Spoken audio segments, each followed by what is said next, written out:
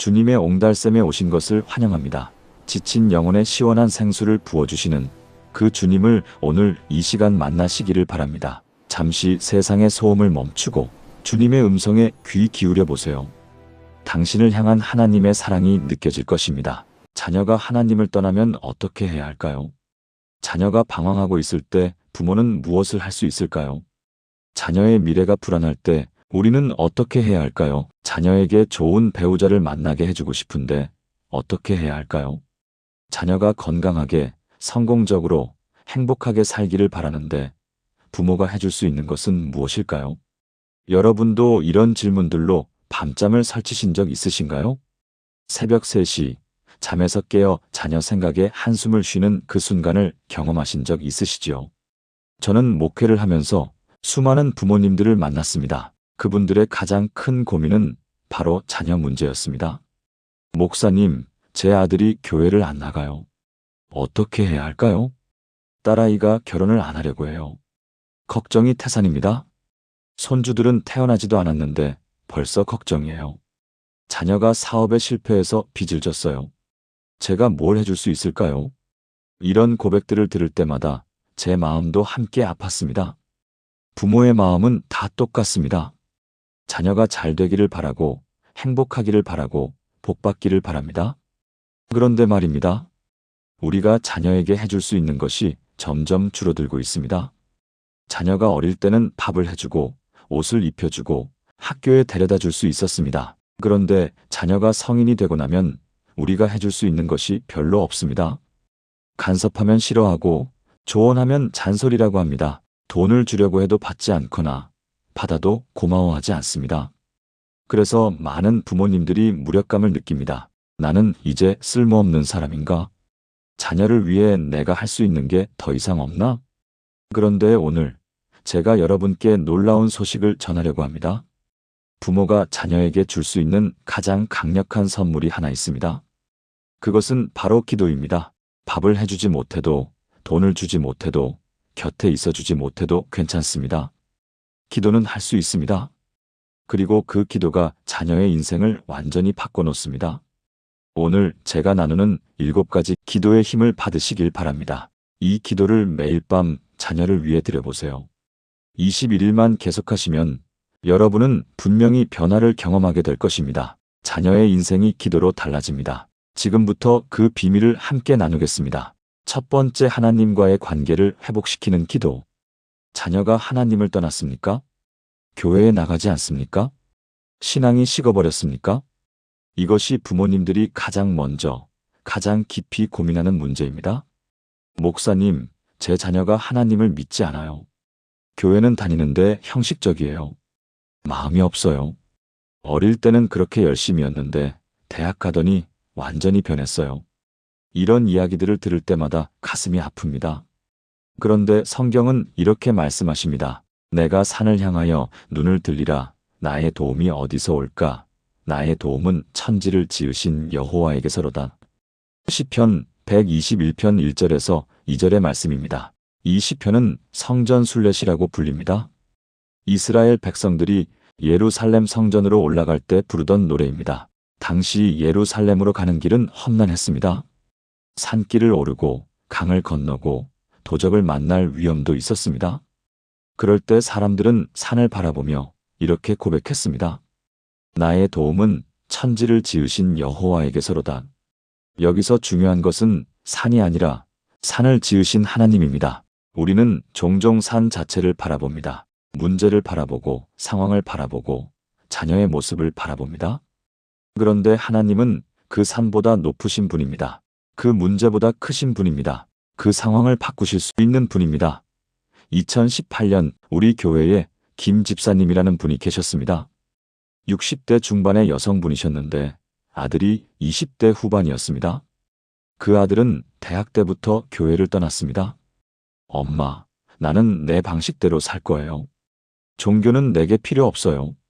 김 집사님은 10년 동안 눈물로 기도하셨습니다. 그런데 변화가 없었습니다. 어느 날 새벽 기도회에 오셔서 저에게 말씀하셨습니다. 목사님, 더 이상 무슨 기도를 해야 할지 모르겠어요. 그날 저는 김 집사님께 이 시편 121편을 함께 읽었습니다. 그리고 이렇게 말씀드렸습니다. 집사님, 아들을 바라보지 마세요. 하나님을 바라보세요. 아들이 변하기를 기도하지 마시고 하나님께서 일하시도록 기도하세요. 그날부터 김 집사님의 기도가 바뀌었습니다. 하나님 아버지, 제 아들을 당신의 손에 맡깁니다. 제가 할 수 없는 것을 하나님께서 하실 줄 믿습니다. 하나님께서 아들의 마음을 여시고 당신을 만나게 하소서. 6개월이 지났습니다. 어느 주일 그 아들이 교회에 나타났습니다. 김 집사님은 깜짝 놀라셨습니다. 예배 후에 아들이 말했습니다. 엄마, 요즘 마음이 너무 공허해요. 뭔가 채워지지 않아요. 교회 한번 나가보고 싶어졌어요. 그날부터 그 아들은 교회에 나오기 시작했습니다. 지금은 청년부에서 열심히 신앙생활을 하고 있습니다. 무엇이 그 아들을 변화시켰을까요? 김 집사님의 10년 기도가 헛되지 않았습니다. 그런데 중요한 것은 기도의 방향이 바뀌었다는 것입니다.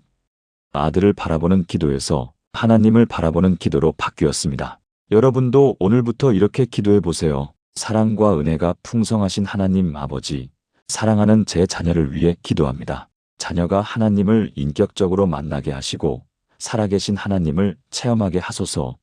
머리로만 아는 하나님이 아니라 가슴으로 만나는 하나님이 되게 하소서. 창조주 되시는 하나님, 구원자 되시는 예수 그리스도, 보혜사 되시는 성령님을 깊이 경험하게 하소서. 자녀의 마음 문을 여시고 하나님께서 친히 만나 주소서. 하나님과의 관계가 회복되어 일평생 하나님을 뜨겁게 사랑하는 자녀가 되게 하소서. 이것이 첫 번째 기도입니다. 자녀가 하나님과의 관계를 회복하도록 기도하는 것입니다. 이 기도를 매일 밤 드려보세요. 하나님께서 반드시 응답하실 것입니다. 두 번째 말씀으로 자라나게 하는 기도. 자녀가 하나님을 만났다고 해서 끝이 아닙니다. 신앙은 만남에서 시작되지만 성장으로 이어져야 합니다. 그 성장의 핵심은 바로 말씀입니다. 많은 부모님들이 이렇게 고민하십니다. 교회는 다니는데 성경을 안 읽어요. 말씀에 관심이 없어요. 그냥 형식적으로만 다녀요. 세상 지식은 많은데 영적인 분별력이 없어요. 이것은 매우 중요한 문제입니다. 왜냐하면 말씀이 없으면 신앙이 뿌리를 내리지 못하기 때문입니다.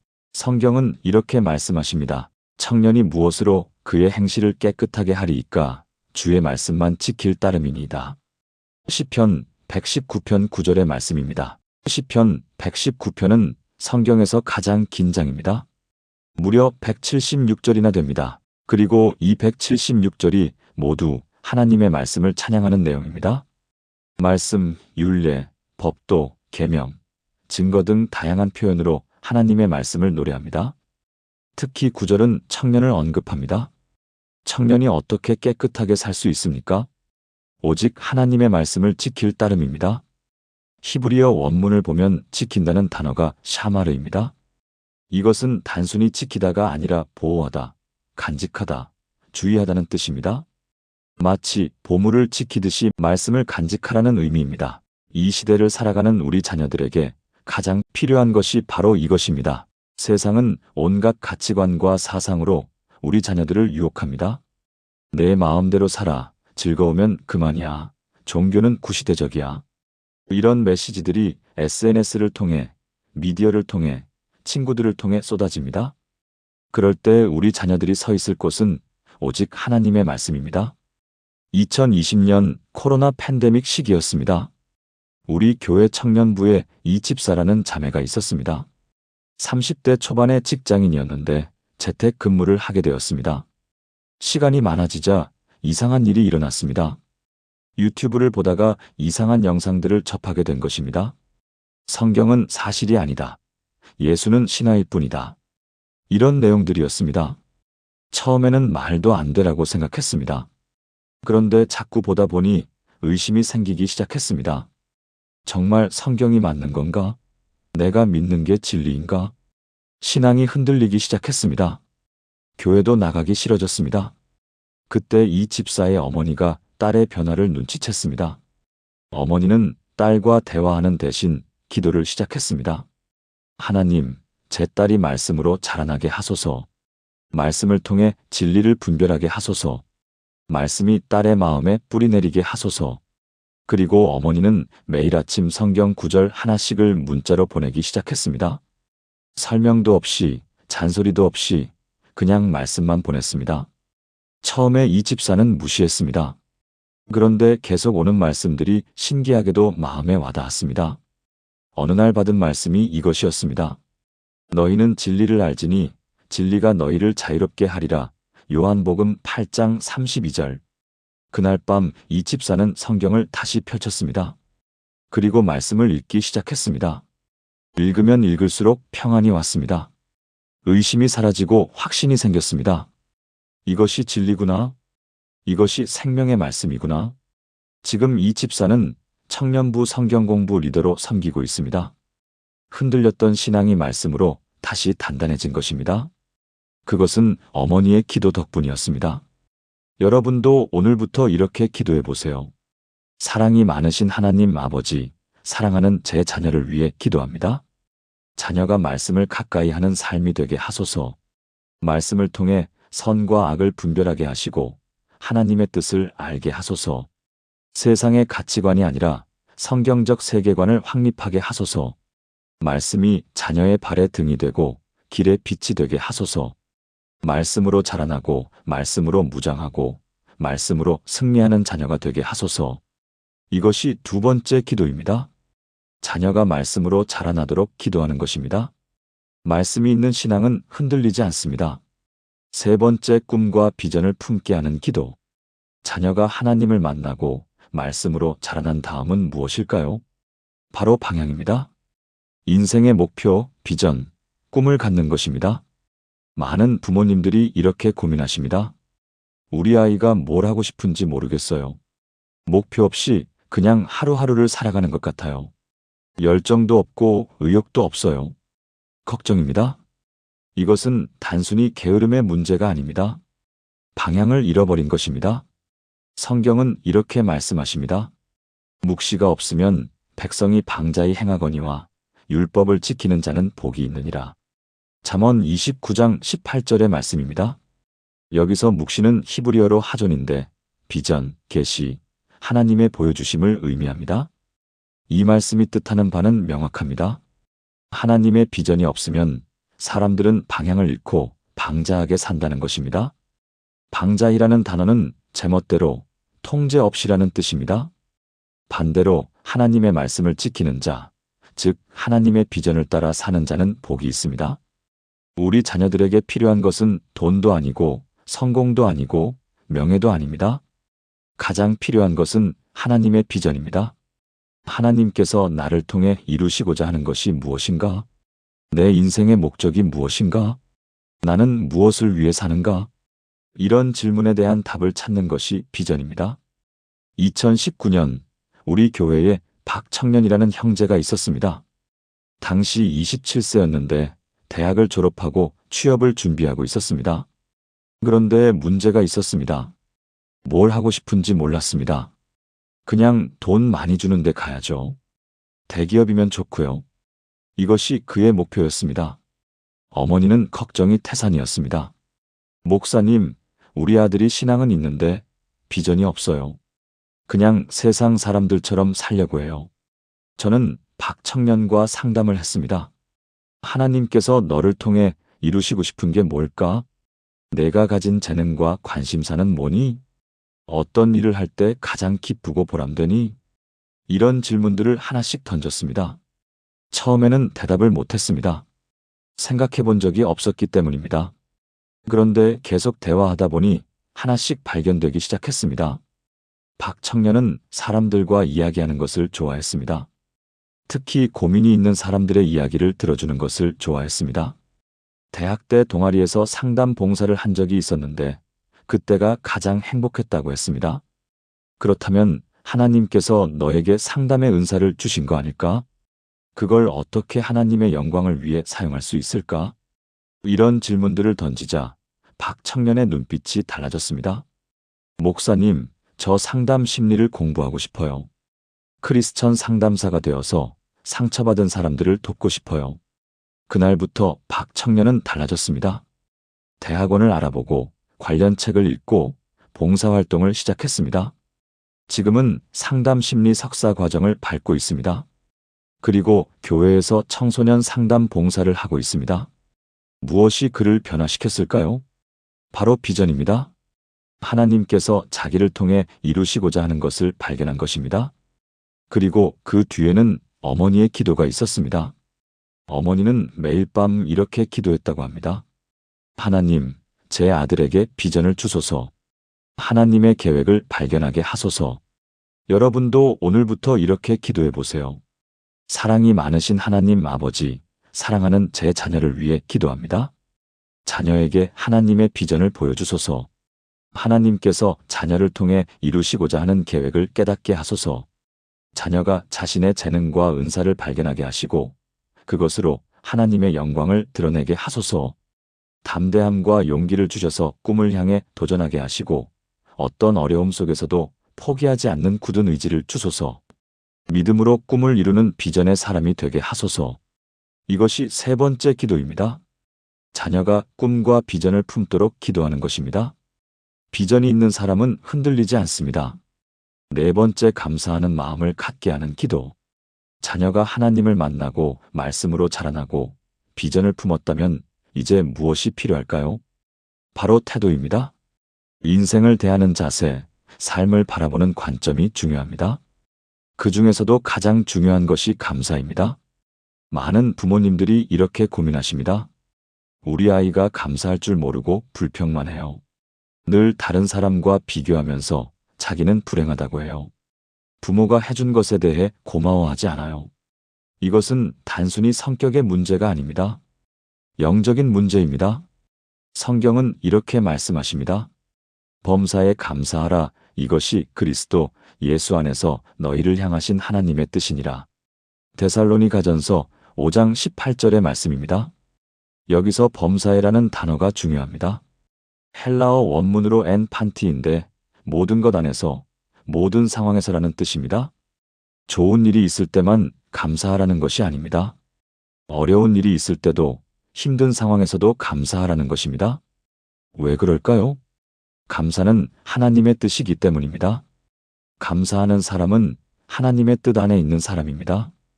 반대로 불평하는 사람은 하나님의 뜻에서 벗어난 사람입니다. 2021년 우리 교회에 최 집사님이라는 분이 계셨습니다. 50대 후반의 여성분이셨는데 딸이 대학 4학년이었습니다. 그 딸은 취업을 준비하고 있었는데 계속 떨어졌습니다. 10군데, 20군데, 30군데를 지원했는데 모두 불합격이었습니다. 딸은 점점 우울해졌습니다. 엄마, 나는 왜 이렇게 안 될까요? 친구들은 다 취업했는데 나만 안 돼요. 나는 인생 실패자인가 봐요. 최 집사님도 마음이 무너졌습니다. 딸의 고통을 함께 느끼면서 어떻게 해야 할지 몰랐습니다. 그때 저에게 상담을 요청하셨습니다. 목사님, 제 딸이 너무 힘들어해요.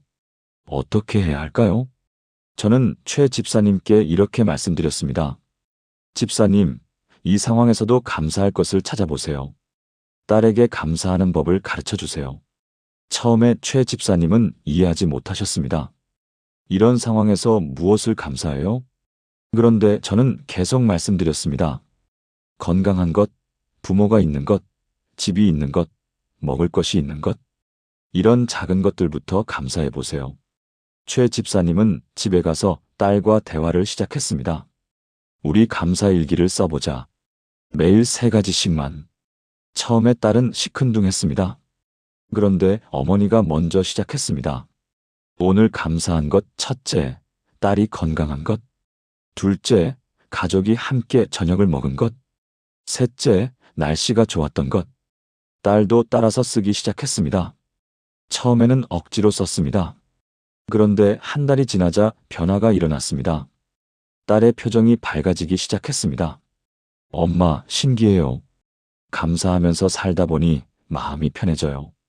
예전에는 없는 것만 보였는데 지금은 있는 것이 보여요. 그리고 3개월 후 딸에게 취업 소식이 왔습니다. 면접을 보러 갔던 회사에서 합격 통보가 온 것입니다. 딸이 어머니에게 말했습니다. 엄마, 떨어질 때마다 감사하는 연습을 했잖아요. 그게 저를 바꿨어요. 면접에서도 긍정적인 모습을 보여줄 수 있었어요. 최 집사님은 눈물을 흘리며 감사 기도를 드렸습니다. 힘든 시간이었지만 그 시간이 딸에게 가장 큰 선물이 되었습니다. 바로 감사하는 마음이었습니다. 여러분도 오늘부터 이렇게 기도해 보세요. 사랑이 많으신 하나님 아버지, 사랑하는 제 자녀를 위해 기도합니다. 자녀가 범사에 감사하는 마음을 갖게 하소서. 다른 사람과 비교하지 않고, 없는 것을 보지 않고, 있는 것에 감사하게 하소서. 하나님께서 베풀어 주신 모든 것에 감사하는 마음으로 살아가게 하소서. 불평과 원망 대신 감사와 찬양이 넘치는 인생이 되게 하소서. 감사하는 마음으로 하나님께 영광 돌리는 복된 자녀가 되게 하소서. 이것이 네 번째 기도입니다. 자녀가 감사하는 마음을 갖도록 기도하는 것입니다. 감사하는 사람은 행복합니다. 다섯 번째, 좋은 만남을 주시는 기도. 우리 인생은 만남으로 이루어집니다. 어떤 사람을 만나느냐에 따라 인생이 달라집니다. 부모님들이 자녀에 대해 가장 걱정하는 것 중 하나가 바로 만남입니다. 우리 아이가 좋은 친구를 만나면 좋겠어요. 나쁜 친구들과 어울리면 어떡하죠? 좋은 배우자를 만나게 해주세요. 이런 기도를 많이 하십니다. 그런데 성경은 만남에 대해 무엇이라 말씀하실까요? 지혜로운 자와 동행하면 지혜를 얻고 미련한 자와 사귀면 해를 받느니라. 잠언 13장 20절의 말씀입니다. 이 말씀은 명확합니다. 누구와 함께 하느냐가 나를 만든다는 것입니다. 지혜로운 사람과 함께하면 지혜로워지고 미련한 사람과 사귀면 해를 받습니다. 히브리어 원문을 보면 동행하다는 할라크인데 함께 걷다, 같이 살다는 뜻입니다. 단순히 아는 사이가 아니라 삶을 함께하는 관계를 말합니다. 우리 자녀들에게 필요한 것은 좋은 친구, 좋은 선배, 좋은 멘토, 좋은 배우자입니다. 이런 만남들이 자녀의 인생을 좌우합니다. 2017년 우리 교회에 정 집사님이라는 분이 계셨습니다. 60대 초반의 남성분이셨는데 아들이 30대 중반이었습니다. 그 아들은 사업을 하고 있었는데 동업자 문제로 고민이 많았습니다. 동업자가 사기를 쳤습니다. 회사 돈을 빼돌려서 도망간 것입니다. 아들은 엄청난 빚을 떠안게 되었습니다. 정 집사님은 아들을 도와주고 싶었지만 방법이 없었습니다. 그저 기도할 수밖에 없었습니다. 하나님, 제 아들에게 좋은 사람을 보내주소서. 믿을 수 있는 사람, 도와줄 수 있는 사람을 만나게 하소서. 6개월이 지났습니다. 어느 날 아들에게서 전화가 왔습니다. 아버지, 신기한 일이 있었어요. 오늘 카페에서 일하고 있는데 옆 테이블 사람이 말을 걸었어요. 그분이 저처럼 사업하다가 동업자한테 당한 경험이 있대요. 그런데 회복했고 지금은 성공했대요. 저를 도와주겠대요. 정 집사님은 놀랐습니다. 우연이라고 하기에는 너무 신기한 일이었습니다. 그 사람은 크리스천이었습니다. 그리고 정말로 아들을 도와주기 시작했습니다. 사업 조언도 해주고 때로는 재정적 도움도 주었습니다. 가장 중요한 것은 멘토가 되어준 것입니다. 하나님께서 나를 회복시켜 주셨듯이 너도 반드시 회복될 거야. 포기하지 마. 하나님께서 함께 하시니까. 그 말들이 아들에게 큰 힘이 되었습니다. 2년이 지난 지금 아들은 사업을 회복했습니다. 빚도 갚고 새로운 동업자도 만나서 잘 운영하고 있습니다. 아들이 아버지에게 말했습니다. 아버지, 그분을 만난 게 기적이에요. 하나님께서 보내주신 천사 같았어요. 정 집사님은 눈물을 흘리며 감사 기도를 드렸습니다. 그것은 기도의 응답이었습니다. 좋은 만남을 주시는 하나님의 은혜였습니다. 여러분도 오늘부터 이렇게 기도해 보세요. 사랑이 많으신 하나님 아버지, 사랑하는 제 자녀를 위해 기도합니다.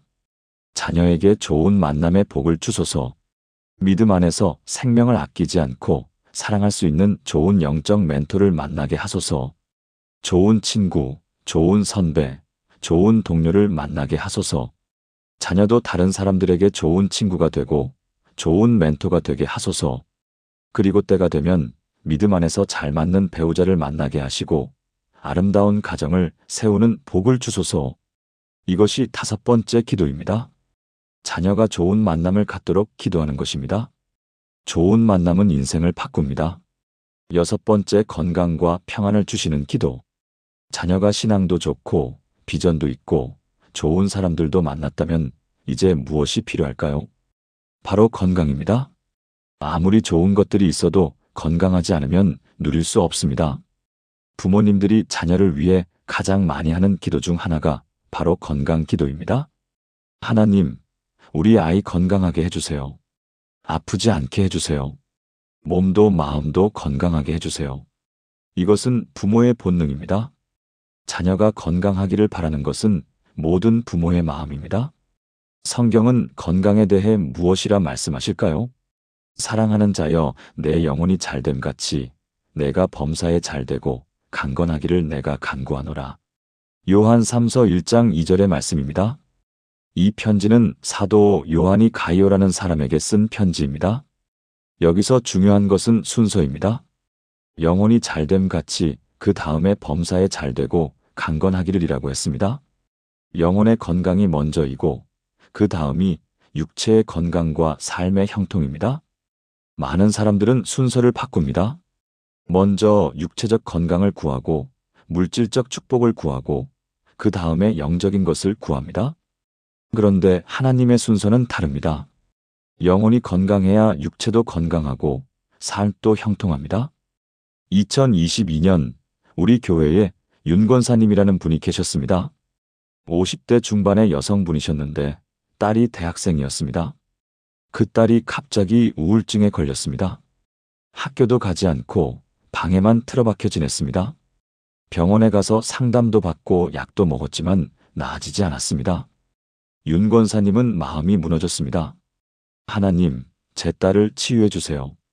정신적으로 건강하게 해주세요. 매일 이렇게 기도했습니다. 그런데 변화가 없었습니다. 6개월이 지났을 때 저와 상담을 하셨습니다. 목사님, 제 기도가 잘못된 건가요? 왜 하나님께서 응답하지 않으시나요? 저는 윤 권사님께 물었습니다. 권사님, 딸의 영혼은 어떻습니까? 하나님과의 관계는 어떻습니까? 윤 권사님은 대답하지 못했습니다. 딸의 정신 건강만 생각했지 영적 건강은 생각하지 못했던 것입니다. 그날부터 윤 권사님의 기도가 바뀌었습니다.